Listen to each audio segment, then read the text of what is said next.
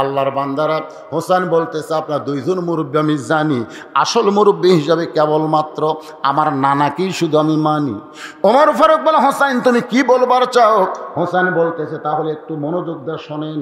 আজ কয়েকদিন আগে আমি স্বপ্নে দেখেছি আমার নানা ঘরের মধ্যে আরাম করতেছে। আমি হোসাইন নানার কাছে গিয়ে দরজায় ঠোকা মারতেই নানা ঘরের ভিতর থেকে বলতেছে হোসাইন এখন দরজা খুলতে পারবো না ভাই, আমি জান্নাতের মধ্যে আরাম করতেছি। আমি হোসাইন চমকে গেলাম, ভাঙ্গা ঘরের মধ্যে নানা কথা বলে, আর সেই নানা জান্নাতে কেমনে আরাম করে? দরজা না খুললে কি হবে? জানালার পাল্লা দিয়ে ভিতর দিকে তাকায় দেখি আমার নানি উরাতকে বালিশ বানায় দিয়েছে, সেই উরাতের ওপরে আমার নানা মাথা দিয়ে শুয়ে আছে। আমার নানি চুলের মধ্যে হাত দিয়ে বিলতি করতেছে। আমি রাগ করে বললাম নানা ভাই, নানির উরাতকে বালিশ বানিয়ে শুয়ে থাকলে কি জান্নাতে থাকা যায়? আল্লাহর নবী বলে হোসাইন রে তুই ছোট্ট মানুষ, তুই বুঝবি না, তুই বুঝবি না। তোর নানির মতন বউ যদি কেউ ঘরে পায় ওই ঘরটা আল্লাহর জান্নাত হয়ে যায়। আমি তখন থেকে সিদ্ধান্ত নিয়েছি বিয়ে যদি করা লাগে আমার নানা যেরকম বিয়ে করছে সেই বিয়ে করব। যে নানির কারণে ভাঙ্গা ঘর যদি জান্নাত হয় তাহলে আমি তো এখনো বিয়ে করিনি, বিয়ে করলে নানার মতোই বিয়ে করব, যেন আমার ভাঙ্গা ঘরটা আল্লাহ বইয়ের কারণে জান্নাত বানায় দেয়। সুবহানাল্লাহ কন্যা কেন? বইয়ের কারণে কিন্তু ঘর জান্নাত হয়, জাহান্নাম হয়। আপনি ঈশার নামাজ পড়ে বাড়িতে গেলেন, নিয়ত করতেছেন আমি তো ঈশার নামাজ মসজিদে পড়লাম, আমার বউ ঈশার নামাজ পড়ে হয়তো কোরআন শরীফ পড়তেছে, কিন্তু ঘরের মধ্যে পা দিয়ে দেখতেছেন হিন্দুদের পূজার বাদে লোল করে বাঁচতেছে। কে রে? আমি সামনে কাতারে নামাজ পড়লাম আর আমার ঘরে পূজার বাদ্য কেন? যেই মাত্র ঢুকছেন দেখেন আপনার বউ রিমোট কন্ট্রোল নিয়ে স্টার জলসা দেখতেছে, আর স্টার জলসা দেখার কারণে ওই ভারতের হিন্দুর নাটকের পূজার বাদ্য হরি হরি রাম রাম রাম রাম আপনার ঘরের মধ্যে বাজতেছে। এখন আপনারা বলেন আপনার ঘর কি জান্নাত না জাহান্নাম? এই কথা বলেন না কেন, জান্নাত না জাহান্নাম? তাহলে এখন আপনি কি করবেন? ঘর যদি জান্নাত করবার চান হয় বউ পাল্টান লাগবে, আর কথা কয় না। এই যে কয়টা স্যাটেলাইটের মাধ্যমে আমার ওয়াজ শুনতেছে ওরা কি কবি জুয়ানপুরের সেক্রেটারি ফেরা বলবি খবরদার এই বক্তা জানের এই মঞ্চে না আসে। দরকার হলে ওরা স্বামী ছাড়বি কিন্তু স্টার জলসা ছাড়বি না। কথা কর না কেন ভাইরে, কথা কর না। আপনারা বলেন যে নিজের দুই মেয়েকে, নিজের দুই সন্তানকে মা বিষ পান করায়া পরকিয়া করছে এই স্টার জলসার জি বাংলার কারণে। বুঝবার পারতেছেন না? আজকে মুসলমানের ঘরে অশান্তির আগুন দাউ দাউ করে জ্বালাচ্ছে এই হিন্দুদের চ্যানেল, এই ভারতের চ্যানেল। খালি বিশ্বাস না হয় একদিন আপনার বউকে বলবেন আজ থেকে স্টার জলসা দেখা চলবি না। আপনার বউ লব উল্টাকে বলবি তোর মতন বুড়া দামানো আমার স্বামী দরকার নেই, আমি আর একটু চলে গেলাম। লাইন আগে থেকে করা আছে।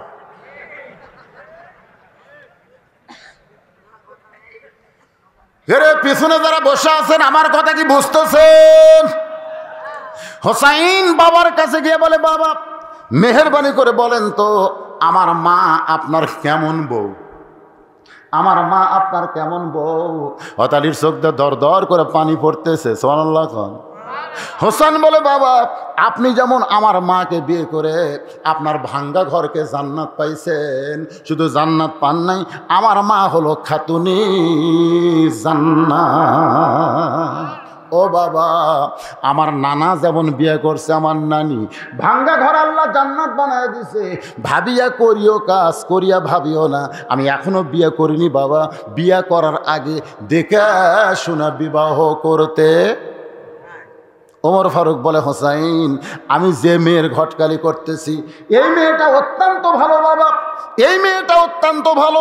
ওমর ফারুকের মুখের দিকে তাকায় হোসেন বলতেছে আপনি মনে কষ্ট নিয়েন না, আপনার ভালো হলে চলবে না, আমার হওয়া লাগবে। বিয়ে কি আপনি করবেন না আমি করব? বলে তোমার সঙ্গে ঘটকালি করতেছি, তাহলে আপনি ভালো বললে হবে না, আমার ভালো বলতে হবে। ওমর ফারুক বলে হোসেন তুমি কেমনে মেয়েটাকে খারাপ বলতেছো? ওমর ফারুকের দিকে তাকায় হোসেন বলে আমি মেয়েটাকে খারাপ বলতেছি না, তবে আমি সিদ্ধান্ত নিয়েছি যেই মেয়ে আমার 3টা প্রশ্নের উত্তর দিবার পারবে আমি সেই মেয়েকে বিবাহ। যে মেয়ে আমার কয় প্রশ্ন? তিনটি প্রশ্নের উত্তর দিবার পারবে, আমি সেই মেয়েকে বিয়ে করতে চাই। ওমর ফারুক বলে, হোসাইন তুমি যে তিনটা প্রশ্ন করবে বাবা, সেই প্রশ্নগুলো কি কি? হোসাইন বলতেছে, আমি কি পাগল নাকি? আমি যাকে প্রশ্ন করব তার সামনেই প্রশ্ন আউট হবে, অন্য কারো সামনে প্রশ্ন আউট করব না। ওমর ফারুক বলে, আলী রে, রাসূল বলেছেন আনা মাদিনাতুল ইলমে ওয়া আলী ও বাবুহা, আমি হচ্ছি এলেমের শহর, আলী হচ্ছে তার দরওয়াজা। তুমি এত বড় জ্ঞানী ব্যক্তি, বলো তো হোসেন যে তিনটা প্রশ্ন করবে এ সম্পর্কে তোমার ধারণা কি? আলী বলতেছে, জীবনের প্রথম শুনলাম। সুবহানাল্লাহ। হোসাইন যে তিনটা প্রশ্ন করে বিয়ে করবে এইটা আমি বাবাও কোনোদিন জানতে পারি নাই। ওমর ফারুক বলতেছে, আলী রে, আমার ঘটকালি আল্লাহ কবুল করে নাই। কানতে কানতে মেয়েটার ঘরের দরজায়, মা আমার আব্দুল্লাহকে স্বামী বলে স্বীকার কর মা, তোর দুনিয়াও শান্তি আখেরাতেও শান্তি হবে। মেয়েটা বলতেছে, একটা বারের জন্য আপনি বলেন আব্দুল্লাহ ভালো, আব্দুল্লাহ ভালো, হোসেন চাইতে আব্দুল্লাহ ভালো, আমার কোনো আপত্তি নাই, কিন্তু আব্দুল্লাহর চাইতে যদি হোসাইন ভালো হয় তাহলে আমি আপত্তি জানাই। ওমর ফারুক বলতেছে, মা আমার আব্দুল্লাহর চাইতে হোসাইন 100 গুণ 200 গুণ ভালো হতে পারে, কিন্তু হোসাইন তো তেমন একজন ছেলে না যে তুমি বিয়ে বসবার চাইলেই তোমারে বিয়ে করবে, বরং যাকে বিয়ে করবে তাকে তিনটা প্রশ্ন করবে, উত্তর দিবার পারলে বিয়া, নসেদ বিয়া করবে না। যেই প্রশ্ন আমি জীবনেও শুনি নাই, তার বাপও জীবনের জানে না, তাহলে তুমি কেমনে উত্তর দিবা? মেয়েটা ঘরের ভিতর থেকে বলে, ইয়া আমিরাল মুমিনিন, হোসেন কি তিনটা প্রশ্ন করবে আমি জানি না, তবে আমার ঈমান বলতেছে আমি না পারলেও আমার আল্লাহ পারাবে। সবচাইতে সুন্দর আমল লিয়াবলুয়াকুম আইয়ুকুম আহসানু আমালান, সবচাইতে সুন্দর আমল হলো ঈমানের বলে বলিয়ান হয়ে কেউ না পারলেও আল্লাহ পারবে বিশ্বাস করা। সুবহানাল্লাহ। কন্যা আপনাকে ঈমান কি কয়? একজন আমাকে বলতে যে, হুজুর যতই ওয়াজ করেন, যতদিন বেঁচে আছে ওই সিয়ার সায়ার দি, আপনি যতই ওয়াজ করেন। আমি বললাম, তোর ঈমান কি কয়? আমার ঈমান এটা কয়। হাই রে পাগল রে, তো ইজ্জমান তাশা তো জিল্লমান তাশা বিয়াদিকাল খায়র ইন্নাকা আলা কুল্লি শাইইন কাদির। সম্মান দিয়া সিয়ারত বসানোর মালিককে, আমার ঘাট ধরে নামানোর মালিককে, ভালো মন্দর মালিককে, সমস্ত ক্ষমতার মালিককে। আপনাকে ঈমান কি কয়? কয়েকদিন আগেই কিন্তু একজন টাকলা ছিলেন না আপনারা ওয়াজের শুরুতে, তখন এই বছর ওয়াজ শুরু করি, হাইরে টাকলার মোশান ভাই, বিসমিল্লাহ তুলে দিবি, রাষ্ট্রধর্ম তুলে দিবি, ইয়ে করবি সে করবি, আলিমের দাড়ি কামা দিবি, একেবারে ভাবি গেছে আলিমদের দাড়ি কামা দেব। আমরা কইলাম, আল্লাহ বর্তমান তো আন্দোলন করার কোনো রাস্তা নাই, মিছিল করলি পুলিশ আগে হামা করে ধরবি ভাই, দরকার নাই। গোপনে আমরা আল্লাহ বললাম, আল্লাহ আল্লাহ, দুনিয়ার সব আদালত নষ্ট হয়ে গেলে তোমার আদালতে তো কিছু বিচার আছে। আল্লাহ এমন বিচার করলেন ভাই, বাংলাদেশ থেকে পুলে ক্যানাডাত গেল, ক্যানাডা মারলো লাত্তি, দুবাই যা পড়লো, দুবাই 1 লাত্তি মারছে, আবার বাংলাদেশ বিমানবন্দর ফিরে যাচ্ছে, শালা কোন দিক দিয়ে পুলে গেছে অনুবীক্ষণ যন্ত্র দিয়ে খুঁজে দেখা যায়নি। তাহলে আল্লাহ তাকে ওপর তুলবারও পারে, আবার লাত্তি দিয়ে নামে দিবারও পারে। জোরে কোন কথা কন না কেন? কিছুদিন আগে আফগানিস্তানে সিরিয়ায় যে ইউক্রেনের প্রেসিডেন্ট গুলি করে মুসলমানকে হত্যা করেছে, আজকে সেই ইউক্রেনের প্রেসিডেন্টকে রাশিয়ায় খ্রিস্টান হয়ে মানে বিজাতি হয়ে বিজাতির উপরে গুলি করতেছে। জোরে কোন কথা ঠিক কি না? আমাকে বলে, হুজুর রাশিয়ার ইউক্রেন যুদ্ধ লাগছে, আপনি কোনটার পক্ষে? আমি কইলাম, পাগলা, দুটাই বেজন্মা। দুটাই কি বেজন্মা? বোঝে না, দুটাই বেজন্মা, এরকে জন্মের ঠিক নেই। ওরকে পক্ষে যাই হবি, মান তাসাব্বাবি কওমিন ফাহুয়া মিনহু, ওই পক্ষে আল্লাহ জাহান্নামে ঢুকাবি। তো কয়, হুজুর তাহলে কি বলতেছেন? আমি বললাম, মোরা পাউঁস হয়ে যাক, মোরা পাউঁস হয়ে যাক। এখন আবার শুনতেছে আমেরিকা নাকি চীনের উপর হুমকি মারতেছে, মারুক শালা, ওরা মেরে মেরে ওরা পাউঁস হবে, মাঝখানতে আমরা গোটা পৃথিবী ফাঁকা পেয়ে যাবো। জোরে কর কথা ঠিক। যখন করোনা আসলো, আমাদের বাংলাদেশের করোনার জন্য আমি কিন্তু দোয়া করছি, দোয়া করার পরে চুপ করে কিছুক্ষণ কই, তখন আমার মুসল্লি একদিন বলছে যে, হুজুর আপনি তো করোনা মুক্তির জন্য বাংলাদেশে দোয়া করেন, তারপর যে 1-1 মিনিট চুপ চুপ করে করেন, সেটা কি? আমি বলি সেটা হচ্ছে ভারতত করোনা থাক, আমেরিকা থাক, এইগুলো দেশত থাক। তো হুজুর এইগুলো দেশত কেন থাকবে? বলে আমেরিকায় যতদিন করোনা থাকবে আমেরিকা কোনো মুসলিম কান্ট্রিকে আক্রমণ করবে না। জোরে কোন কথা ঠিক? কারণ ওরা নিজেরাই বাঁচার খালি চেষ্টা করবি। দেখেন যেদিন থেকে করোনা আছে সেদিন থেকে আমেরিকা কোনো দেশক ধরছে, খালি ওরাই বাঁচার চেষ্টা করতেছে। বাবরি মসজিদ ভাঙ্গা গুঁড়া করে দিল এই ভারতের বিজাতেরা। জোরে কোন কথা ঠিক কিনা? ওর তো করোনা ধরে মরে শেষ হয়ে যাক। ভারতে কিছু আমার মুসলিম ভক্ত আছে, তারা আমারও আসলে, আমি ওদেরকে বললাম ভাই ভারতে মুসলমানের খবর কি? আলহামদুলিল্লাহ হুজুর, মুসলমানের ধরতেছে না। কিন্তু আমাদের বাংলাদেশে করোনা আসতোই না, কিন্তু আমাদের কতকগুলো ওদের বেশি যাওয়া আসা করে, উঠি যায় ঠিক মতন, এরকে জন্য বলে পার হয়ে যাচ্ছে। তারপর আমাদের দেশত আল্লাহ করোনা দিবি 3 বছরে মাত্র কয় হাজার, 29,000। এটা মরা খেরে করোনা পর্যন্ত বাংলাদেশে এসে কানতেছে। আল্লাহ এরা যে খাপসার খাপসা, যে জ্ঞান্দরের জ্ঞান্দর, যে অপরিষ্কার, এরকে শরীরের মধ্যে ঢুকতে আমাকে ভয় লাগতেছে। ওরা মরবে না আমরা মরবো, মানে করোনায় মরার ভয় করতেছে আমাকে অবস্থা দেখে। এ দেশে করোনা থাকবে না ভাই জান। আল্লাহ করোনা মুক্তি বাংলাদেশ দান করুক। জোরে কান আমিন। আল্লাহর বান্দার একটু মনোযোগ দিয়ে শুনবেন। মেয়েটা বলতেছে আমিরুল মুমিনিন হোসেন কি 3টা প্রশ্ন করবে আমি জানি না, তবে আমার ঈমান বলতেছে আমি না পারলেও আমার আল্লাহ পারাবে। জোরে বলেন কে পারাবে?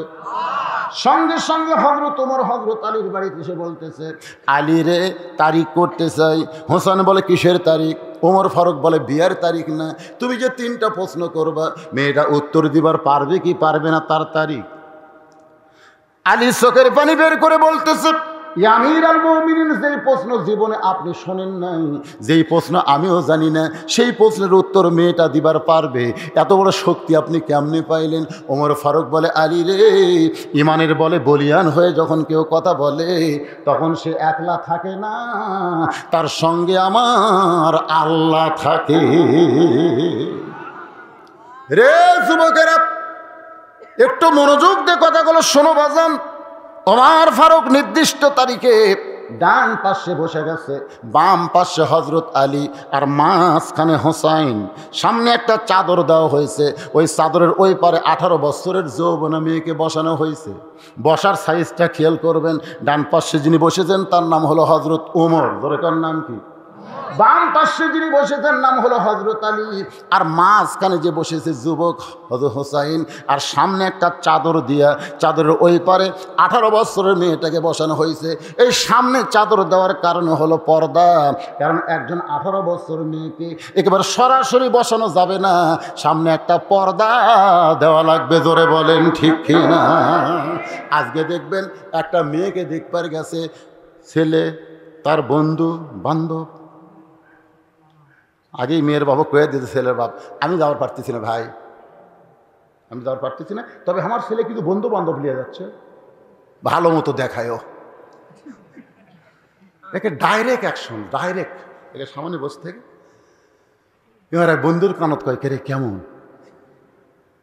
বিয়ে কে করবি? ওর বন্ধু করবি না ওই করবি? তোর বন্ধু বলতেছে কেমন লাগতেছে? না মানে ওর বন্ধুর পছন্দ হসা না, ওর বন্ধুর পছন্দ আছে, এই মাল তোক দেবো কে রে?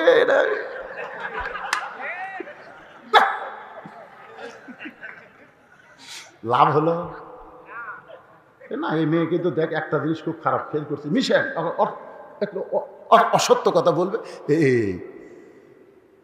ওই তো আর বিয়ে করে কিছুদিন পরে এসে এই ছেলের সাথে বিয়ে দিবেন, হিরোইন খায়, মাঝে মাঝে হিরোইন খায়, ওই বন্ধুর দোষ ধরতেছে হিরোইন খায়। মেয়ের বাপ কইছে বাচ্চি বাবা তাহলে তুমি করো, ওই বিয়ে করে হয়েছে রে। ঘটনা সত্য, এরকম ঘটনা ঘটছে। বন্ধু বান্ধব নিয়ে মেয়ে দেখা যাবে না, কেবলমাত্র ছেলে দেখতে হবে। জোরে কোন কথা ঠিক? এমনকি ছেলের বাপও জায়েজ নাই, ছেলের বাপও জায়েজ নেই। আমার এলাকার এক বাপ 30-35টা দেখছে, দেখে আমাকে কয় হুজুর এত দেখতেছি আমি বললাম কি দেখতেছে ভাই? হচ্ছে না হুজুর, পছন্দ হচ্ছে না। আমি বললাম কেমনে দেখো? লাড়া ছেড়া দেখি। আমি মনে মনে কই তুই বেটার বউ দেখবার যায় লাড়িয়ে ছাড়িস, তুই লুচ্চা হয়ে গেছো, তোর জীবনেও পছন্দ হবি না। জোরে কোন কথা ঠিক করে। দেখেন বসার সাইজটা কেমন, ইসলাম কি বলে। রে মায়েরা যারা পর্দার অন্তরালে একটু মনোযোগ দিয়ে শোনেন। ডান পাশে হযরত ওমর, বাম পাশে হযরত আলী, মাঝখানে হোসেন, সামনে চাদর, চাদরের ওই পারে 18 বছরের যৌবনা মেয়েটা বসে গেছে। এমন সময় হযরত ওমর বলে, হোসাইন এখন তুমি প্রশ্ন শুরু করো। এবার হোসাইন দাঁড়িয়ে বলতেছে, রে মেয়ে তুমি একা একা বসে আছো, তাই বলে মনে করো না তুমি একলা হয়ে গেছো, বরং আমি হোসাইন বড় একা হয়েছি। ওমর ফারুক বলে, হোসাইন তোমার ডান পাশে আমি বসে আছি, বাম পাশে তোমার বাবা, এরপরে তুমি একা কেমনে হলা? হোসেন বলে, রে মেয়ে আমার দুই পাশে দুইজন মহামানব দেহ নিয়ে বসে আছে, কিন্তু এই দুই মহামানব মনে মনে মনে মনে তোমার পক্ষ নিয়েছে। নির্বাচন কমিশনার নিরপেক্ষ আসনে বসে আছেন। বর্তমান বাংলাদেশের নির্বাচন কমিশনার নাই, নিরপেক্ষ আসনে বসে আছে। নিরপেক্ষ ওই খালি দেহলিয়া সিয়ারত বসে আছে, আর মনে মনে একটা দলের পক্ষে আছে। ওই দিনের ভোট রাতত করবি,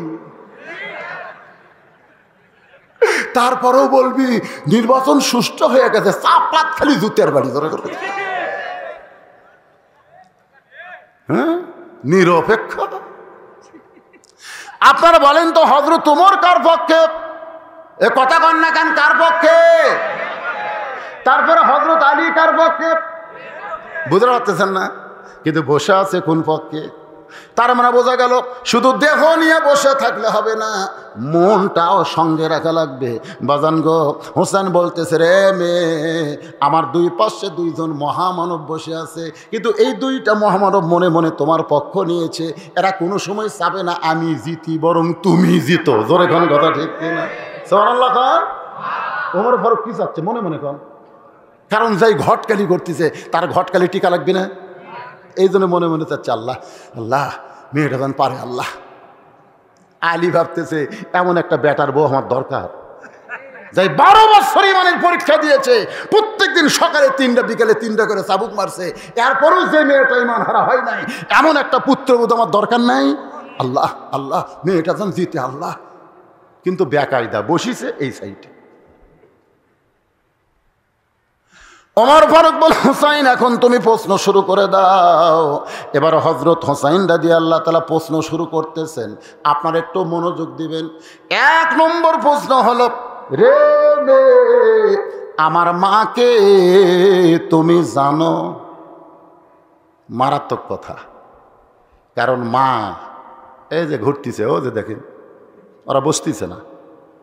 আমি অনেকক্ষণ দিয়ে খেয়াল করে দেখছি, ওরা আসে আবার যায়, ওরা বসবার চাচ্ছে না, চাচ্ছে কিন্তু পারতেছে না, পারতেছে না।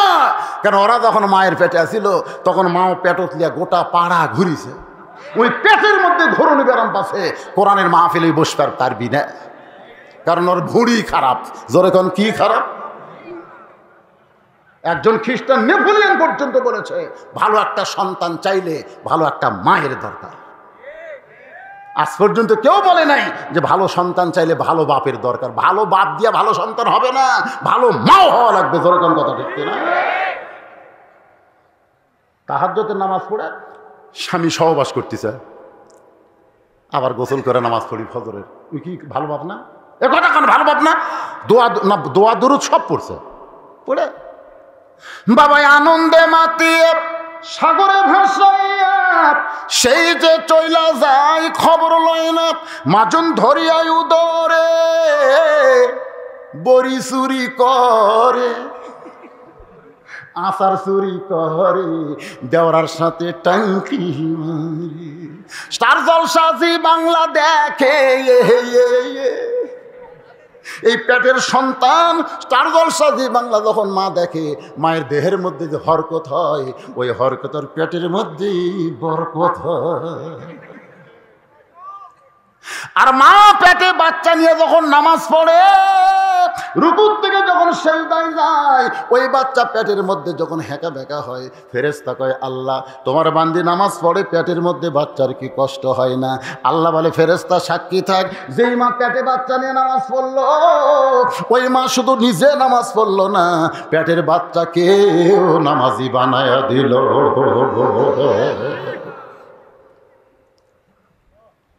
বাজান, আজকে সব ছেলে এক মানের হয় না কেন? আপনারা সব ভালো মায়ের সন্তান, সুবহানাল্লাহ। আর কলজা ভরে গেছে রে, অনেকদিন পর জোয়ান করেছে। 11:25 বাজতেছে, যখন উঠছি তখন কিন্তু 10টা বাজেনি। 10টা বাজছে? 10টা বাজেনি। 9:45টার সময় উঠে এখন 11:25 বাজতেছে। 1 ঘন্টা 45 মিনিটের মতন আলোচনা চলতেছে। এর ভিতরে আপনাদের বর্ষা দেখে আল্লাহর হস্তে এত ভালো লাগতেছে, মনে হয় 11:25 না, কেবল রাত 9টা বাজতেছে। ঠিক না? মাঝখান তো 2-1 টোটা বসা করতেছে, করবে, অসুবিধা নেই, কারণ সবাইকে এক। অনেকে আছে যাদের এই পেশাব কন্ট্রোল করার যন্ত্র খুবই দুর্বল। পেশাব কন্ট্রোল করার একটা যন্ত্র আছে না, কথা কর না, আছে না? হ্যাঁ, আজকে কোরআনের মাহফিলে আল্লাহর কোরআনের মহব্বতে পেশাব যদি কেউ কন্ট্রোল করে, আল্লাহ বলেছেন অনুনাজ্জিলু মিনাল কুরআনি মা হুয়া শিফাউ ওয়া রাহমাতুল লিল মুমিনিন। যারা আল্লাহকে বিশ্বাস করেছে, শোনো, এই কোরআনের মহব্বতে ঘন্টার পর ঘন্টা পেশাব কন্ট্রোল করে যদি বসে থাকতে পারো, কোরআন যাবতীয় ঔষধ হিসাবে আমি আল্লাহ নাজিল করেছি। পেশাব জাতীয় যত ব্যারাম আল্লাহ সব ভালো করে দিবে। আর সামান্য পেশাব লাগার কারণে যায় যা।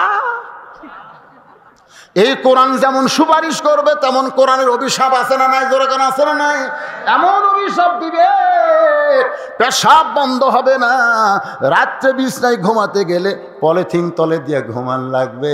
স্বামী আমার ছোট বাচ্চা হসে, টপ টপ করে খালি পড়তিছে। আল্লাহর কোরআনকে মহব্বত করেন। হোসাইন বলতেছে, রে মেয়ে, আমার 1 নম্বর প্রশ্ন হলো, আমার মাকে তুমি জানো? আমি কোন মায়ের সন্তান, কোন মায়ের পেটে ছিলাম আমি? আমার মা সম্পর্কে তোমার জানা আছে? সঙ্গে সঙ্গে মেয়েটা পর্দার ওপার থেকে বলে, হোসাইন, আমি আপনার মাকে চিনি। কি কইছে? আমি আপনার মাকে চিনি। সঙ্গে সঙ্গে হযরত ওমর ফারুক জিব্বাত কামড় খাইছে, আর হযরত আলীর চোখ দিয়ে দর দর করে পানি পড়তেছে, আর মাঝখানের হোসাইন মুস্কি মুস্কি হাসতেছে। 3 বিচারকের চেহারা 3 রকম। ডান পাশে যিনি বসে আছেন জিব্বায় কামড় খাইছে, বাম পাশে হযরত আলীর চোখ দিয়ে দর দর করে পানি পড়তেছে, আর মাঝখানের হোসাইন হাসতেছে। ওমর জিব্বাত কামড় খাওয়ার কারণ হলো প্রথম প্রশ্নই আউট হয়ে গেল। 3টার উত্তর তো দূরের কথা, 1 নম্বরে আউট হয়ে গেল। আর হযরত আলীর কান্দার কারণ হলো, তুই কেমনে চিনবি হোসেনের মাকে? আমি স্বামী হইয়াই পুরাপুরি চিনতে পারি নাই। সুবহানাল্লাহ।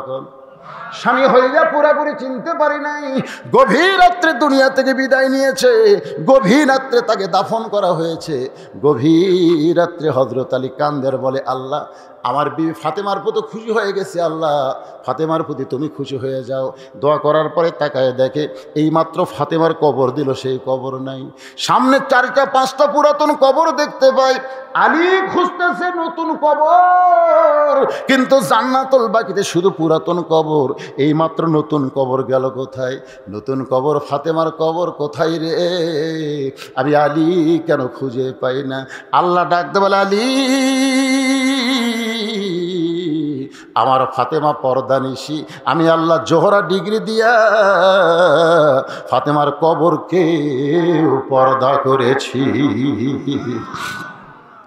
যেই ফাতেমার কবর পর্যন্ত মানুষ দেখতে পায় না, সেই ফাতেমার চিনার কোনো প্রশ্ন ওঠে আর জানার কথা বলতে পারে। নবীর মেয়ে ফাতেমা, হাসান হোসেনের মা ফাতেমা, আলীর বিবি ফাতেমা আমি জানি, কিন্তু যখন বলবে আমি চিনি।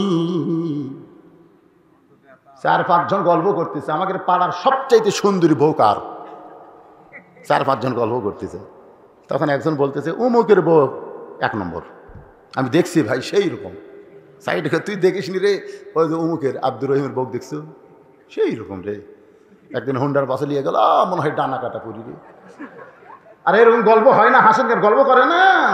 আপনারা বলেন তো, যাদের বউকে নিয়ে গল্প করতেছে ওই স্বামীগুলা জান্নাতে যাবে? আপনি কাগজ কলম লেখালেন, এরা জীবনেও জান্নাতে যাবে না। আর দায়ুসু লা ইয়াদখুলুল জান্নাহ, লা ইয়াদখুল, কখনোই জান্নাতে প্রবেশ করবে না। সাহাবারা বললেন, হুজুর দায়ুস কোন নারী? রাসূল কয়, তোমরা নারীর উপরে এত গরম কেন? দায়ুস কোন নারী না, দায়ুস হলো ওই সকল পুরুষ যাদের অধীনে নারীরা পর্দা করে না। তোমার বউ গোটা পাড়ার লোক চিনে, তুই কি মরদ রে? হাসতেছেন কেন, হাসতেছেন কেন? আজকে মায়েরা বুঝতেছে ওয়াজ কারে কয়, জোরে কোন ঠিক? ও মা, আপনারা এমন একজন মা, আপনাদের পেট থেকে নবীরা আইছে, যত নবী দুনিয়াতে আইছে সমস্ত নবীদের মা আছে না নাই? জোরে কোন আছে না নাই? শুধু আদম নবীর মা নাই, কিন্তু ঈসা নবীর বাপ না থাকলেও কিন্তু মা আছে। জোরে কোন ঠিক কিনা ভাই? যত আল্লাহর ওলি তাদের মা আছে না নাই? সাহাবীদের মা আছে না নাই? আলেমদের মা আছে না নাই? বাজান, মায়ের পেট থেকে সন্তান, সেই মাটা কেমন একটু বোঝানোর জন্য বলতেছি। মেয়েটা বলে, হোসাইন আপনার মাকে আমি চিনি। অনেক সময় চলে যায়, উত্তর হইল কি হইল না, মেয়েটা জানতে চায়। উমর ফারুক বলতেছেন, মা কেমনে হবে? হোসেন প্রশ্ন করেছে, আমার মাকে জানো? আর তুমি উত্তর দিলে চিনি, তুমি কেমনে চিনবা? সঙ্গে সঙ্গে মেয়েটা বলে, হোসাইন আপনার মায়ের চোখের ভুরু জোড়া ছিল, আপনার মায়ের বাম গানে কালো একটা তিল ছিল, থুতুনির তলে লাল একটা দাগ ছিল। সঙ্গে সঙ্গে আলী চিল্লায় বলে, মা যা বলছিস বলছিস মা, আর বলিস না, আর বলিস না। এই তিনজনের মধ্যে একজন পরপুরুষ আছে। যা বলছিস বলছিস মা, আর বলিস না। আমরা তিনজনের মধ্যে একজন পরপুরুষ আছে, আর পরপুরুষের সামনে আর বেশি বলা যায় না। আপনারা বলেন তো, তিনজনের মধ্যে পরপুরুষকে? হযরত ওমর সম্পর্কে রাসূল বলেছেন, আমার পরে কেউ নবী হলে লাও কানা ওমর। নবুয়তের দরজা বন্ধ হয়েছে বলে ওমর নবী হওয়ার পারে নাই, তবে নবী হওয়ার সব যোগ্যতা আল্লাহ ওমরকে দিয়েছে। সেই ওমর যদি পরপুরুষ হয়, তাহলে মুরিদের বইয়ের কাছে পীর কোন পুরুষ? এই জোরে কোন, মুরিদের বইয়ের কাছে পীর সাহেব কোন পুরুষ? আপনার এলাকায় পীর মুরিদি নাই নাকি? আল্লাহর ধন নবীরে দিয়া, আল্লাহ গেছে গায়েব হইয়া, নবীর ধন খাজানিয়া শুয়া আছে আজমিরে, কেউ ফিরে না খালি হাতে, খাজারে তোর দরবারে। হঠাৎ চিল্লায় বলে, মা তুমি কেমনে বললে হোসেনের মায়ের চোখের ভুরু জোড়া ছিল? কারণ এটা আমি বলতে পারি, আমার বউ হওয়ার কারণে। বাম গালে কালো একটা তিল ছিল, হোসাইন বলতে পারে তার মা হওয়ার কারণে। থুতুনির তলে লাল একটা দাগ ছিল, এটা হাসান বলতে পারে কারণ ফাতেমা তার মা হওয়ার কারণে। তুমি রোম দেশের জেলখানায় বন্দি থাকা একটা মেয়ে কেমনে বললা মা, তুমি কেমনে বললা? মেয়েটা বলে, মুরব্বী ওই রোমের জেলখানায় যখন আমি বন্দি ছিলাম, সকাল বলে 3টা করে চাবুক মারতো, বিকেল বেলায় 3টা করে চাবুক মারতো। ওয়ালা নাবুলু ওয়ান্নাকুম বিশাইইম মিনাল খাউফি ওয়াল জুই ওয়া নাকসিম মিনাল আমওয়ালি ওয়াল আনফুসি ওয়াস সামারাতি ওয়া বাশশিরিস সাবিরিন। আমি বলতাম, আল্লাহ এত নির্যাতন, তুমি আছো আসমানে, নবী আছে মদিনায়, এই রোমের জেলখানায় এত নির্যাতন করে গো আল্লাহ, শুধু তোমার ঈমান গ্রহণ করা অপরাধে আমার কি দুনিয়াতে কোনো শান্তি নাই? মেয়েটা বলে, হোসাইন এমন কথা বলে কাঁদতে কাঁদতে আমি যখন বেহুশ হয়ে পড়ে যেতাম, ওই বেহুশ অবস্থায় একদিন আমি দেখি আমার শিয়রের পাশে নূরের একটা পুতুলি বসে বসে কাঁদতেছে। আমি বললাম, কে গো আপনি? জান্নাতের হরি না বেহেশতের পরি? এমন করে কে কান্দেন গো? হাত দে বলে, মা আমি জান্নাতের পরিও না বেহেশতের হরিও না, আমি হলাম জগৎ বিখ্যাত মা ফাতেমা। জান্নাতুল বাকি থেকে আমি তোমার রোমের জেলখানায় তোমার সান্ত্বনা দিবার আইছি। মেয়েটা কান্দার বলে, হোসাইন আমি তখন আপনার মায়ের মুখের দিকে তাকাই দেখি, চোখের ভুরু জোড়া দেখতে পাই, মামগালে কালো একটা তিল দেখেছি, থুতুনির তলে লাল একটা দাগ দেখতে পাই। হোসাইন কান্দারে বলে, রে মেয়ে, 1 নম্বর প্রশ্নের উত্তর যেমন আশা করেছিলাম তুমি তার চাইতে 100 গুণ সুন্দর দিয়েছ। ওমর ফারুক বলে, আলী ভাই আমার ঘটকালি আল্লাহ কবুল করেছে। হোসেন বলে, এত সহজ নয়, কারণ 3টা প্রশ্নের উত্তর না দিলে তো আমি বিয়ে করব না। একটা প্রশ্ন সবাই পারতে পারে, কিন্তু 2 নম্বর 3 নম্বর সবাই পারবে না। আমরা যখন কবরে যাব, হিন্দু বলেন, বৌদ্ধ বলেন, খ্রিস্টান বলেন, ইহুদি বলেন, 1 নম্বর প্রশ্ন করলে সবাই উত্তর দিবার পারবে। ঠেলাত পড়ে হিন্দুরাও কিন্তু আল্লাহ কয়, জোরে কোন কয় কি কয় না? খেলাত পড়ে হিন্দুরা, খ্রিস্টানেরাও আল্লাহ কয়। এই জন্যে মান রব্বুকার উত্তর সবাই দিবার পারবে, কিন্তু কবরে যখন মুনকার নাকির বলবে অমা দিনুকা, তোমার ধর্ম কি, তখন কিন্তু হিন্দু পারবে না, ইহুদি পারবে না। শুধুমাত্র অমাইয়াবতাগি গায়রাল ইসলাম দীনান ফালা ইউকবালা মিনহু, কেবলমাত্র ইসলামকে গ্রহণ করা যারা মুসলমান, তারাই 2 নম্বর উত্তর দিবার পারবে। মুসলমান ছাড়া এই 2 নম্বর প্রশ্নের উত্তর কেউ দিবার পারবে না। যখন 3 নম্বর প্রশ্ন করবে আমার নাবিউকা, তখন কেবলমাত্র আখেরি পয়গম্বরের উম্মত যারা, তারাই উত্তর দিবার পারবে, অন্য কেউ উত্তর দিবার পারবে না। তাহলে এই 3টা উত্তর দিবার গেলে 3টা পজিশন থাকা লাগবে, ধরে কোন কথা ঠিক কিনা? ওমর ফারুক বলে, হোসাইন তাহলে তুমি এখন 2 নম্বর প্রশ্ন করো।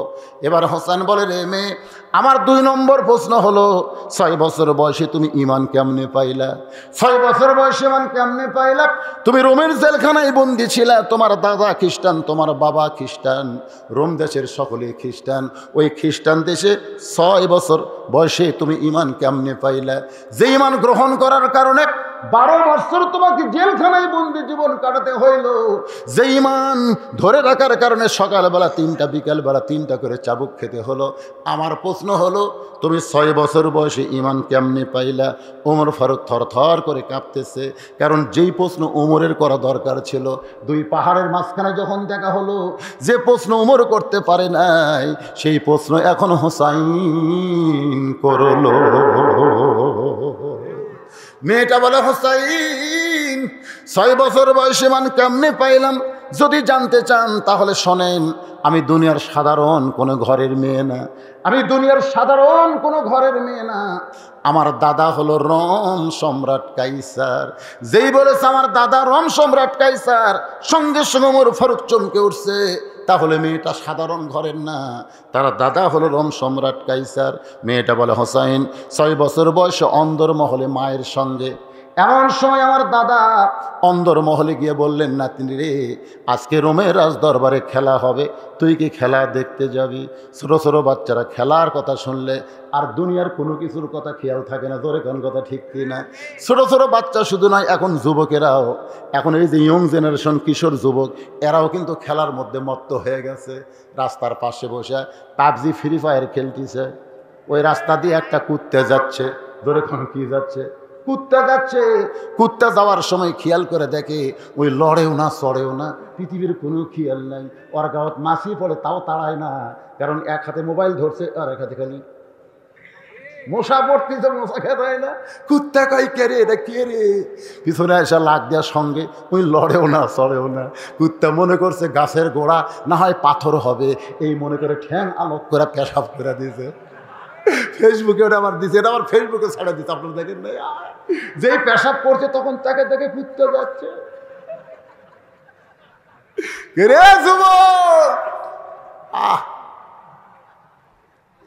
আপনারা যারা বাবা আছেন, এই বাবারা, আপনার ছেলেদেরকে 3G 4G মোবাইল কিনে দিছে, স্ক্রিন টাচ খালি সব শেষ। 6 বছরের মেয়েটা বলে, হোসাইন আমার দাদা যখন বলতেছে রোমের রাজ দরবারে খেলা হবে, তুই কি খেলা দেখতে যাবি? আমি খেলা দেখার জন্য দাদার সঙ্গে রাজ দরবারে সিংহাসনে দাদা বসে, ওই সিংহাসনের পাশে ছোট্ট একটা চেয়ার, আমার দাদা আমারে বসায় বলতেছে খেলা দেখবি। আমি বললাম খেলা দেখার জন্যই তো রাজ দরবারে আসলাম। আমার দাদা বলে নাতি রে তাহলে তাকায় দেখ। মেয়েটা বলে হোসাইন 6 বছর ইমান কেমনে পাইলাম শুনতে চান শোনেন। আমার দাদা বলে ওই যে তাকায় দেখ। আমি তাকায় দেখি কালো কাপড় দিয়া একটা মানুষেরও চোখ 2টা বেঁধে ফেলেছে। ওই মানুষের হাতে হ্যান্ডকাপ, পায়ে লোহার শিকল। আমি বললাম দাদু ভাই খেলা দেখার কথা বলে নিয়ে আসলেন, কিন্তু একটা মানুষকে আমি দেখতে পাই। আমার দাদা আমার মুখে হাত দেয় বলে খবরদার, ওটা মানুষ না, ওইটা মানুষ না, ওইটা হইলো মুসলমান, খবরদার মানুষ বলবি না।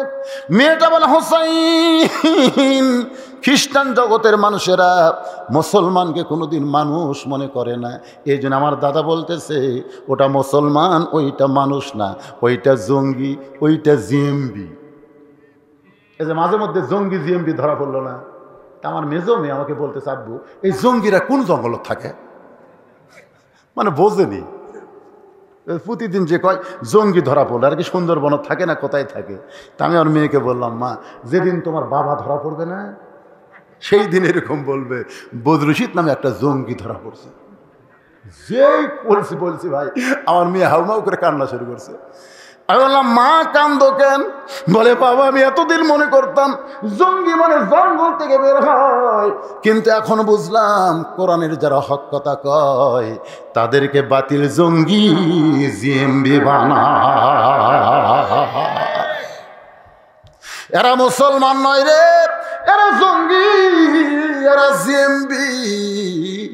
মেয়েটা কান্দার বলে হোসাইন 6 বছর বয়সে ইমান কেমনে পাইলাম শোনেন। আমার দাদা বলতেছে ওটা মানুষ না রে, ওইটা হলো মুসলমান। আমি তখন বললাম দাদু ভাই ওই মুসলমানকে নিয়ে আপনি কি খেলা খেলবেন? আমার দাদা বলে ওই যে তাকায় দেখ। আমি তাকায় দেখি আগুনের একটা চুলাই দাও দাও করে আগুন জ্বলতেছে। আমার দাদা বলতেছে ওই মুসলমানকে হাত পা বেঁধে ওই আগুনের চুলার মধ্যে ফেলে দিব, মুসলমান পুড়ে ছারখার হয়ে যাবে। আজকের খেলার নাম হলো মুসলমান মারার খেলা। আজকে খেলার নাম কি? আজকে খেলার নাম হলো গোটা বিশ্বে মুসলমান মারার খেলা শুরু হয়েছিল। জোরে কোন কথা ঠিক কিনা? আপনি যে দিকে তাকাবেন, সিরিয়ার দিকে তাকান, চেচনিয়া, বসনিয়া, আফগানিস্তান, কাশ্মীর, এমনকি মায়ানমার, এমনকি আপনি দেখবেন ইরাক, ইরান, সব দেশে মুসলমান একটা মারার খেলা, ফিলিস্তিনে মুসলমান মারার খেলা। জোরে কোন কথা ঠিক কিনা? গোটা বিশ্বে মুসলমান মারার খেলা। তখন কিন্তু কোনো আন্তর্জাতিক বিশ্ব কথা বলে নাই। এখন ইউক্রেনকে রাশিয়া ধরছে, কোনো মুসলমানের কথা বলা দরকার নাই, যা করার করবি। জোরে কোন কথা ঠিক কি না? আল্লাহর বান্দারা একটু মনোযোগ দিয়ে খেয়াল করবেন। মেয়েটা বলা হোসাইন 6 বছর বয়সে কেমনে ইমান পাইলাম শোনেন। আমি তখন দাদু ভাইকে বললাম দাদু ভাই ওই মুসলমানকে মাফ করা যায় না? এই মুসলমান মারার খেলা বন্ধ করে ওই মুসলমানকে কি মাফ করা যায় না? আমার দাদা বলতেছে 100 বার মাফ করা যায়। যদি মুসলমান একটা বারের জন্য বলে আল্লাহ রাসূল মানি না, সঙ্গে সঙ্গে চোখের বাঁধন খুলে দিব, হাতের হ্যান্ডকাপ খুলে দিব, পায়ের শিকল খুলে দিব। মেয়েটা বলে হোসাইন আমি 6 বছরের ছোট্ট মেয়ে চেয়ার থেকে উঠে গিয়ে ওই মুসলমানের সামনে বললাম মুসলমান তুমি যদি বাঁচবার চাও তাহলে একটা বারের জন্য বলো আল্লাহ রাসূল মানি না। আমার দাদা তোমার চোখের বাঁধন খুলে দিবে, তোমার হ্যান্ডকাপ খুলে দিবে, তোমার পায়ের শিকল খুলে দিবে। যদি বাঁচতে চাও একটা বারের জন্য বলো আল্লাহ রাসূল মানি না। মেয়েটা বলো হোসাইন, মুসলমান সংস্বরে চিৎকার করে বলতেছে রে ছোট্ট মেয়ে তোমার কাছে জীবনের দাম বেশি, কিন্তু একজন মুসলমানের কাছে জীবনের চাইতে ইমানের দাম বেশি। দরকার হলে মুসলমান গোটা পৃথিবী ছাড়বে, কিন্তু এক মুহূর্তের জন্য আল্লাহ রাসূল ছাড়বে। সঙ্গে সঙ্গে আমার দাদা চিৎকার করে বলতেছে আর দেরি করা যায় না। আর বাম হাতখানা দাদা জোর করে ধরে রাখলো। যখন মুসলমানকে আগুনের দিকে নিয়ে যাচ্ছে, আমি 2টা হাত দিয়ে আমি একটা জীবন্ত মানুষকে আগুনে পুড়ে ফেলবে দেখব না বলে এভাবে 2টা হাত দিয়ে যখন আমার চোখ ঢেকে ফেলেছি, এমন সময় সুন্দর একটা বাণী হোসাইন এত সুন্দর বাণী আমি জীবনে কোনোদিন শুনি নাই। সেই বাণীটা হলো লা ইলাহা ইল্লাল্লাহু মুহাম্মাদুর রাসূলুল্লাহ। মেয়েটা বলে, হোসাইন রে, এই সুন্দর বাণী আমার কানের মধ্য দিয়ে আমার কলিজার মধ্যে ঢুকে যায়। আমি তখন দেখতে পাই, যদিও দুইটা হাত আমার দুই চোখে, তারপরেও দেখতে পাই উত্তপ্ত আগুনের মধ্যে মুসলমানকে ফেলে দিচ্ছে, মুসলমানের খাঁচা আগুনের মধ্যে পড়তেছে, আর খাঁচার পাখিটা কে যেন ধরে সবুজ রঙের একটা বাগানে উড়াল দেয়। ওয়ালা তাকুলু লিমান ইউকতালু ফি সাবিলিল্লাহি আমওয়াতুন বাল আহইয়াউ ওয়ালাকিন লা তাশউরুন। হ্যাঁচকা টান দিলাম। আমার দাদা আমার হাত ধরেছে, কিন্তু এত শক্তি আমার ভিতরে, কারণ আগে আমি একলা ছিলাম, এবার আমার ভিতরে আল্লাহর ঈমান আছে। সুবহানাল্লাহ। হ্যাঁচকা যেই টান দিয়েছে, দাদার হাত খুলে গেছে, এক দৌড়ে মায়ের কাছে। মায়ের কাছে গিয়ে মেয়েটা বলতেছে, লা ইলাহা ইল্লাল্লাহ মুহাম্মদ রাসূলুল্লাহ। মা বলতেছে, তুই না তোর দাদার সঙ্গে খেলা দেখতে গেলি, এই মুসলমানের কলমা কোথায় পাইলি? তোর বাবা দাদা জানতে পারলে তোকে মাইরা ফেলবে। আমি তখন সাহস করে বললাম, মা, এ কলমাওয়ালারা কোনো দিন মরে না, সবাই মোরা পাউঁশ হয়ে যাবে, কিন্তু এই কলমাওয়ালারা কোনো দিন মরবে না। এক দৌড় এসে দেখি আমার দাদা শাহবাগের মিছিল করতেছে। জোরে কান, কিসের মিছিল? শাহবাগের মিছিল বোঝেন? আমাদের ঢাকায় একটা শাহবাগ আছে, যখন কাউকে ফাঁসি দেওয়া হয় তখন এই শয়তানেরা মিছিল শুরু করে দেয়। জোরে কোন কথা ঠিক কিনা? আমার দাদা সৈন্যদের মিছিল করতেছে, মুসলমান পুড়ে ছাই হয়ে গেল, মুসলমান পুড়ে ছাই হয়ে গেল। আমি এতগুলো সৈন্যর ভিতরে আমার দাদার সামনে গিয়ে বললাম, দাদা, ইমানের বল কারে কয় দেখেন। দাদা, কানার ভাগ্যে ধন মিলে না, সামনে পড়ে আছে সোনা, কানা দেখতে পায় না, মাটি মনে করে ফাইলা দেয়, হাতে তুলে নেয় না, কানার ভাগ্যে ধন মিলে না, হাইরে কপাল মন্দ। আপনারা বাংলা পড়ে পারেন, ইংরেজি পড়ে পারেন, যে কোরআন শব্দে হারি না বাবা, একসাথে আশ্চর্য ধরনের কথা, কেবল এরকে দৃষ্টান্ত দিচ্ছে, আর এই সময় এরা উঠলো রে। আরে এই এরা কোন মাথার সাথে কাচ্ছে রে? না না, একজন উঠলে তাও একসাথে জামাত ধরে উঠছে। সুবহানাল্লাহ। এরকে জামাত খুব মজবুত, বুঝলেন, খুব মজবুত। কি বেজার হচ্ছেন আপনারা? বলেন তো, বাংলা ইংরেজি ঘটঘট করে কয় কি কয় না? যে কোন শব্দ হয় দেখে ঠিকই, কিন্তু হাইরে কপাল মন্দ, মানে চোখ আছে কিন্তু হাইরে। প্রতি অক্ষরে 10টা করে লিখি। যখন প্রথম আয়াত নাজিল হচ্ছে, ইকরা, রাসূল বলেছেন পড়বো না, ফেরেশতা জিবরাইল বলে পড়েন, আল্লাহ নবী বলেন পড়বো না, ফেরেশতা জিবরাইল বলেন পড়েন, নবী বললেন জিবরাইল বারবার পড়তে কও, কি পড়বো সেটা কেন বলো না? কারণ দুনিয়াতে বহু পড়া আছে, একজন মুসলমান সব পড়া পড়বে না, যেই পড়া চরিত্র গড়ায় সেই পড়ায় পড়তে হবে, ঠিক কি না? এই মাদ্রাসায় এসে দেখবেন ছোট্ট একটা বাচ্চা পেশাব করতেছে, দেখবেন 7 বছরের আব্দুল্লাহ পেশাব করতেছে, পেশাব করে দেখলেও সব রে, পেশাব করা দেখা সব, পেশাব করে পানি দিয়ে ধুয়ে তারপরে উজু করতেছে। আব্দুল্লাহ, উজু কেন করতেছেন বাবা? এই মাঘ মাসের ঠান্ডার মধ্যে। হুজুর, আপনি জানেন না আমরা কোরআন শরীফ পড়ি হুজুর, এটা ধরবার গেলে শরীর পবিত্র করা লাগে।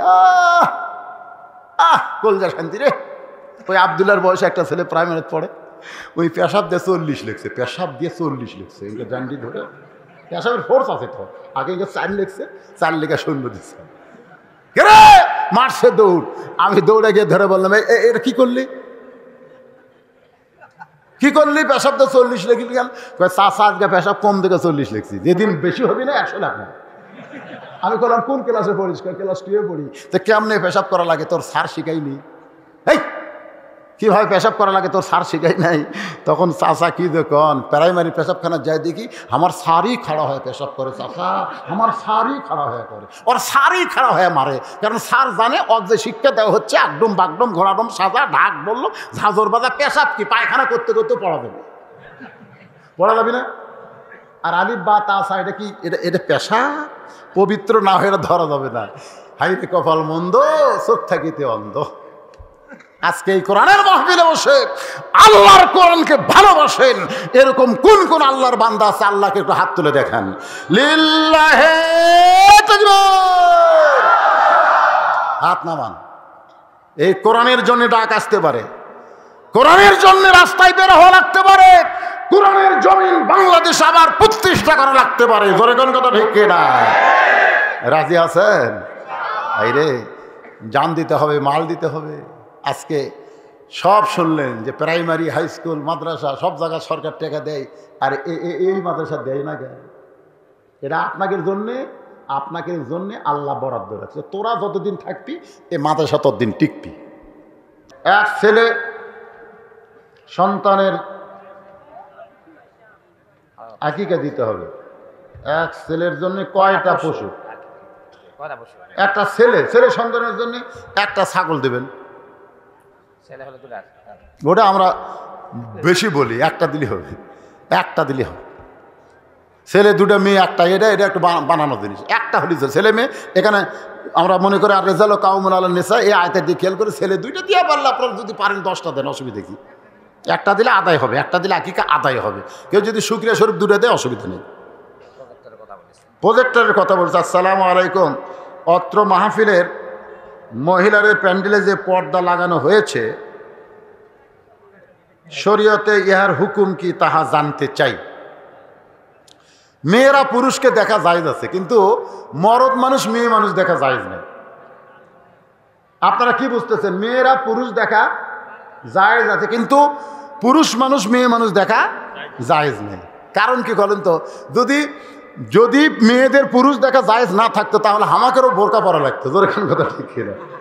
এখন মেয়েরাও রাস্তা দিয়ে যাবে, ওরা বোরকা পরে যাবে, কিন্তু বোরকার যে দুটো চোখ আছে সেই চোখ দিয়ে যদি আমাকে দেখে তাহলে আমাকে বোরকা পরা লাগবে। তা আমরা কি বোরকা পরব? যদি পুরুষ হোক বোরকা পরা না লাগে তাহলে প্রজেক্টরে বক্তা দেখাও জায়েজ আছে। বসেন, কি হলো? মোনাজাত ছাড়াই বাড়ি যাবেন? বসেন। সবগুলা ব্যাগ টেজের ওপর নিয়ে আসো, দেখি কয় ভাগ টাকা হলো। মেয়েদের কাছে গেছো? আমার মায়েরা বোনেরা, আল্লাহ রাস্তায় আপনারা দান করবেন, সব এক ব্যাগ করো। ঢালো সবাই ঢালো। ওখানে 100 টাকা দিয়ে দোয়া। 17টা কোরআন শরীফ হয়েছে, আর 3টা দেন তো, তিনজন 3টা কোরআন শরীফ দেন, তাও 20টা কোরআন শরীফ হবে। দেন, আল্লাহ রাস্তায় দেন। কত টাকা কত হালে কত দিকে চলে যায়। মাদ্রাসায় একটা কোরআন শরীফ দেন, দুনিয়া এবং আখিরাতে পাওয়া যায়। লা ইলাহা ইল্লাল্লাহ, লা ইলাহা ইল্লাল্লাহ, লা ইলাহা ইল্লাল্লাহ, লা ইলাহা ইল্লাল্লাহ, লা ইলাহা ইল্লাল্লাহ, লা ইলাহা, লা ইলাহা ইল্লাল্লাহ মুহাম্মাদুর রাসূলুল্লাহ।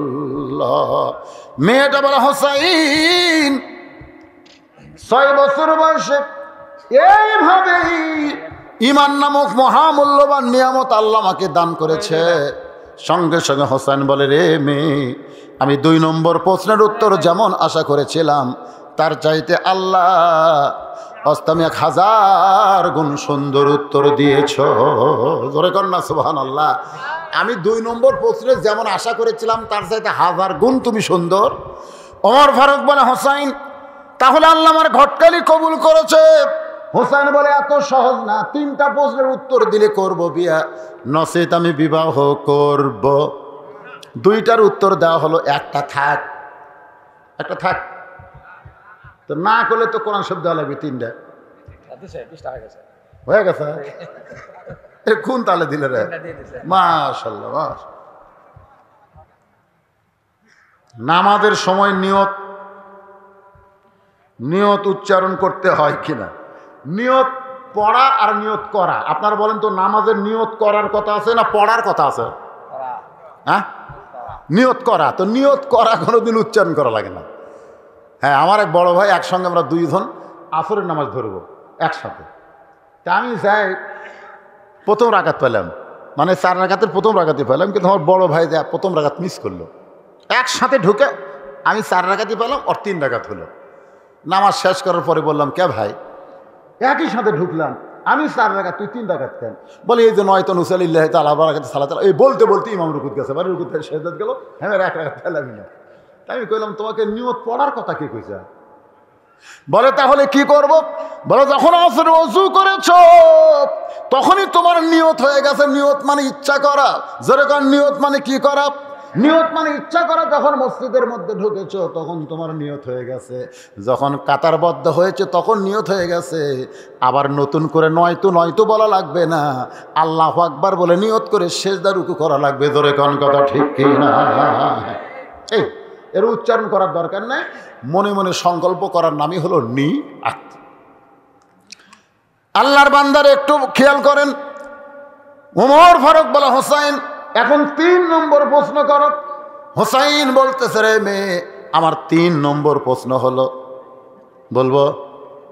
শুনবেন? তার মনোযোগ দিচ্ছেন না কেন? 3 নম্বর প্রশ্ন হলো, রে মেয়ে বিবাহের পর আমার সঙ্গী তোমার থাকতে হবে। বিবাহের আগে না, বিবাহের পর। বাংলাদেশে প্রত্যেকটা ছেলে মেয়ে বিয়ের আগেই করবার চায়, কিন্তু বিয়ার পরে বোঝেন না, বিয়ের আগে আর বিয়ের পরে কম বেশি আছে না নাই? আপনারা বলেন তো, যারা 14ই ফেব্রুয়ারি পালন করে এরা কি বিয়ের আগে করে না পরে করে? আপনারা বলেন তো, বিবাহের আগে কোনো কিছু করা জায়েজ না হারাম? হোসাইন কিন্তু বলতেছে, রে মেয়ে আমার সঙ্গে বিবাহের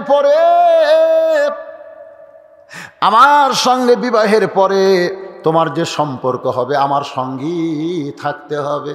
মেয়েটা ফোঁপায় কাঁদতেছে। ওমর ফারুক বলে, মা 2টা কঠিন প্রশ্ন হোসাইন করলো, তার উত্তর তুমি সহজে দিয়ে দিলে। এই সহজ প্রশ্ন, বিবাহের পরে আমার সঙ্গী তোমার থাকতে হবে, তুমি এইটার উত্তর না দিয়া তুমি কেন কাঁদতেছো? মেয়েটা বলে, হোসাইন যে প্রশ্ন আমাকে করেছে এই প্রশ্নের মধ্যে কঠিন কথা রয়েছে। ঠিক কিনা বলেন? এটি আসে আবার কি হাত দেয়, এটা অপারেটর করে সব জায়গায় হাত দিবার চায়। মাদ্রাসা মসজিদ সব চালাচ্ছে, ঠিক আছে, আর মাইকও চলাবি। জমিনের উপরে সবচাইতে উত্তম মসজিদ নিকৃষ্ট, উত্তম হলো মসজিদ, নিকৃষ্ট হলো বাজার। বর্তমানে প্রায় স্থানে নিচে বাজার, উপরে মসজিদ, এর নাম রাখা হয়েছে মসজিদ মার্কেট। এর সঠিক ব্যাখ্যা যদি বলতেন আপনাকে কি বুঝলেন? মানে যে জায়গায় নামাজ পড়া হয় সে জায়গা হলো উত্তম, সেটা বাজারের উপরে হোক আর ব্রিজের উপরই হোক আর যেটি হোক। তা আপনি নিজে বাজার থেকে, বাজার মানে কি এটা বুঝাইছে আল্লাহ রাসূল যে বাজার নিকৃষ্ট এই কারণে, বাজার গেলে মানুষ শুধু দুনিয়াবি চিন্তায় ব্যস্ত হয়ে যায়। আর মসজিদের মধ্যে উৎকৃষ্ট এই কারণে এখানে আসলে মানুষ একমাত্র আল্লাহ এবং আখেরাত নিয়ে ব্যস্ত হয়ে যায়। জোরে কোন কথা ঠিক কিনা ভাইজান? এজন্য মসজিদ হলো সবচাইতে উত্তম জায়গা। মসজিদের মধ্যে কি আমরা যে কাজগুলো করি এগুলো উত্তম না? এই জন্য উত্তম। যা বাজারে যেগুলো করি ও আজাতা। দেখবেন 5 মিনিট পরে জামাত হবে, এই 5 মিনিটের মধ্যে আমি 10 বার ঘড়ি দেখি। আর বাজারের মধ্যে ঘন্টার পর ঘন্টা 100 মিনিট তেললেই টেনশনে পড়ে গেছি। এই রে কি করি কি খাই, সব জিনিসের দাম বাড়তি দিয়ে গেছে, চিন্তা টেনশন করতেছে। আমার যাই হোক, রাসূল যেটা বলেছেন, যেখানেই মসজিদ হবে মার্কেটের উপরে হোক আর তলে হোক, উপরে তো হবে, তলে হবে না। মসজিদ মসজিদের জায়গায় থাকবে, মার্কেট মার্কেটের জায়গায় থাকবে। ঠিক কিনা বলেন? আল্লাহর বান্দারা, মেয়েটা বলতেছে, ইয়া আমিরুল মুমিনিন, এই কারণেই কাঁদতেছি। হোসেন যে প্রশ্ন করেছে এই প্রশ্নের মধ্যে অত্যন্ত গুরুত্বপূর্ণ কথা রয়েছে। ও হোসাইন, আপনি বলতেছেন বিবাহের পরে আমার সঙ্গী তোমার থাকতে হবে। আল্লাহর একজন নবী ছিলেন, নাম হলো আইয়ুব নবী। জোরে কোন কি নবী? আইয়ুব নবীর এক সময় বাদশাহী ছিল। আইয়ুব নবীর এক সময় অনেকগুলো বউ ছিল।